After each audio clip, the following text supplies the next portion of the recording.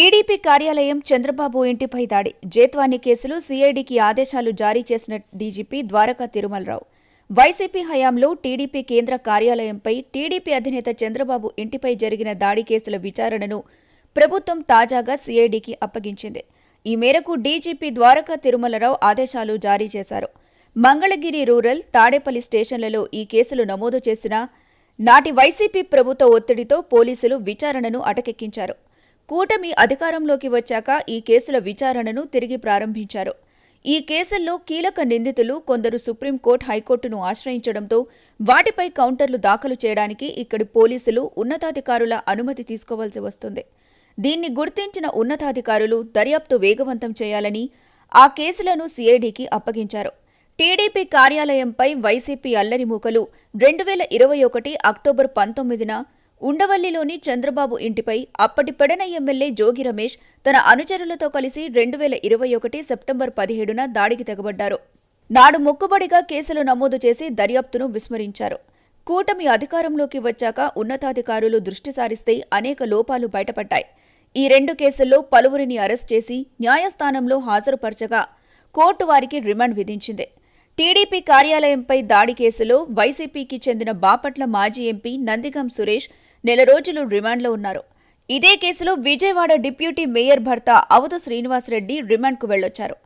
ఎమ్మెల్సీలు లేళ్ల అప్పిరెడ్డి, తలశిల రఘురాం, విజయవాడ తూర్పు సమన్వయకర్త దేవినేని అవినాష్, జోగి రమేష్ తదితరులు అరెస్ట్ కాకుండా సుప్రీంకోర్టు, హైకోర్టు, గుంటూరు జిల్లా కోర్టుల నుంచి తాత్కాలిక ఉపశమనం పొందారు. టీడీపీ కార్యాలయంపై దాడి కేసులో ఇప్పటిదాకా మంగళగిరి రూరల్ పోలీసులు 28 మందిని అరెస్ట్ చేశారు.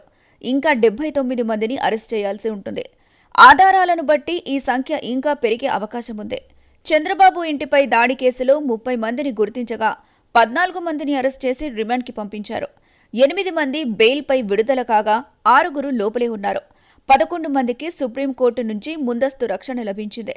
5 నిందితులు పట్టుబడలేదు. కొన్ని అరెస్టులు పెండింగ్లో ఉన్నాయి. జగన్మోహన్ రెడ్డి హయాంలో జరిగిన అరాచకాలపై ప్రభుత్వం ఇప్పటికే ఆలస్యం చేసిందని చెప్పాలి. ఒక 4 కీలకమైన కేసుల విషయంలో ప్రభుత్వం లా అండ్ ఆర్డర్ పోలీసుతో విచారణ చేపిస్తే త్వరగా న్యాయం జరుగుతుంది అని చెప్పేసి భావించింది. కానీ అటువంటి పరిస్థితులు రాష్ట్రంలో ఉన్నాయా అని చెప్పేసి ఆలోచిస్తే అటువంటి పరిస్థితులు లేవు.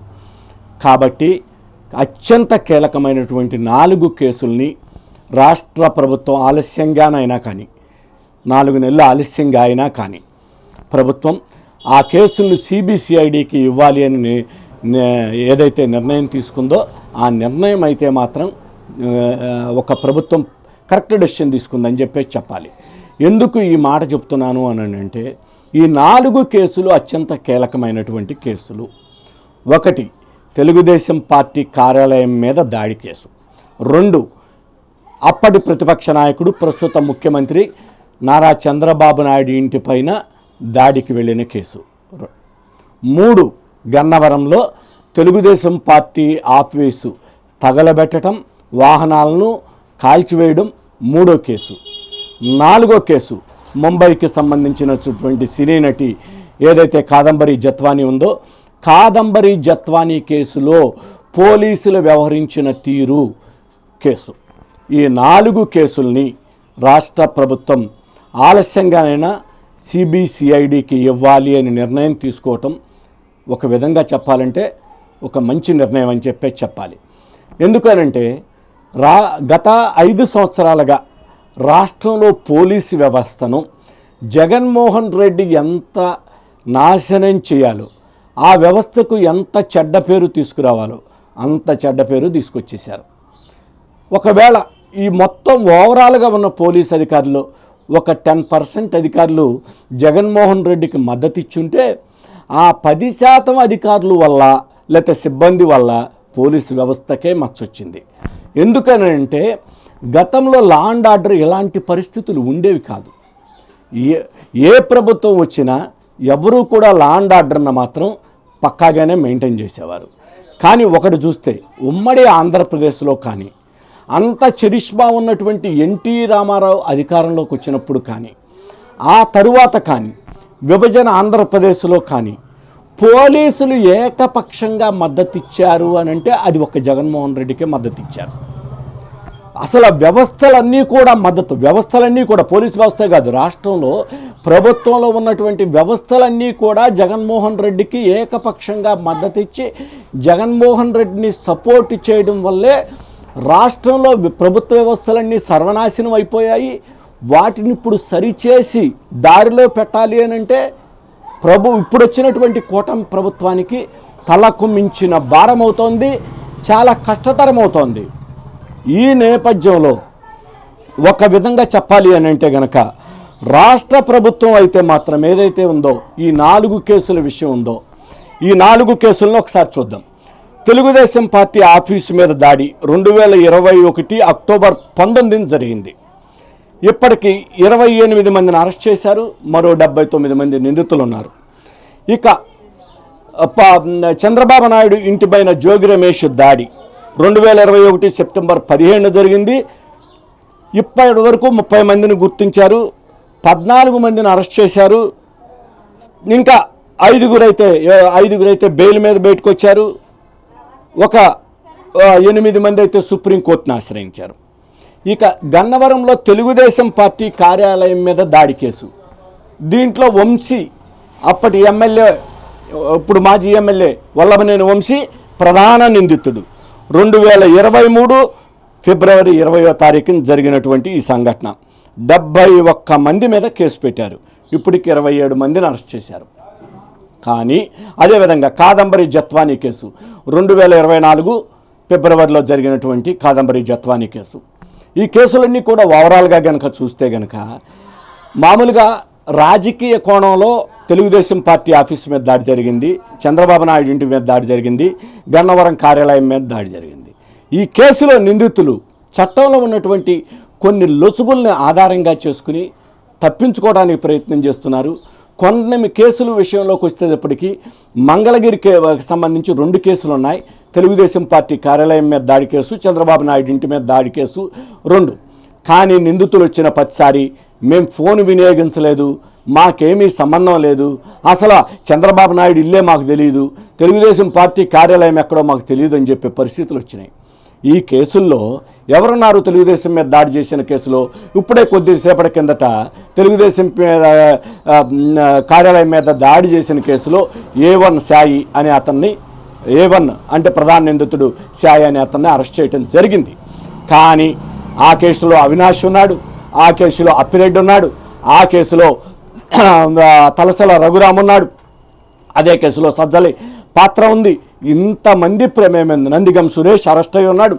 ఇంతమంది ప్రమేయం ఉంటే ఎవరికి వాళ్ళు మాకు తెలీదు, మేము ఫోన్ వినియోగించలేదు, మేము పక్కనాళ్ళ ఫోన్ నుంచి మాట్లాడతాం. అసలు ఇదేమన్నా నమ్మశక్యంగా ఉన్నటువంటి అంశమా? నమ్మశక్యంగా లేని అంశాలు. ఈ విధమైనటువంటి సమాధానాలు లా అండ్ ఆర్డర్ పోలీసులకు చెప్తుంటే వాళ్ళకి ఏం చేయాలో తెలియక తల్లబట్టుకుంటున్నటువంటి పరిస్థితి. చంద్రబాబు నాయుడు గారి ఇంటి మీద దాడి కేసు చూస్తే జోగి రమేష్ ఇదే రకమైనటువంటి సమాధానాలు. అసలు ఆ రోజు నేను వినతిపత్రం ఇవ్వటానికి వెళ్ళాను, ఆ రోజు నువ్వు దాడి చేయడానికి పోయావు, దాడి చేయడానికి వెళ్ళిన సందర్భంలోనే ఘర్షణ జరిగింది. అక్కడ ఈ విషయం తెలిసి తెలుగుదేశం పార్టీ క్యాడర్ కూడా అడ్డుకోవడం జరిగింది.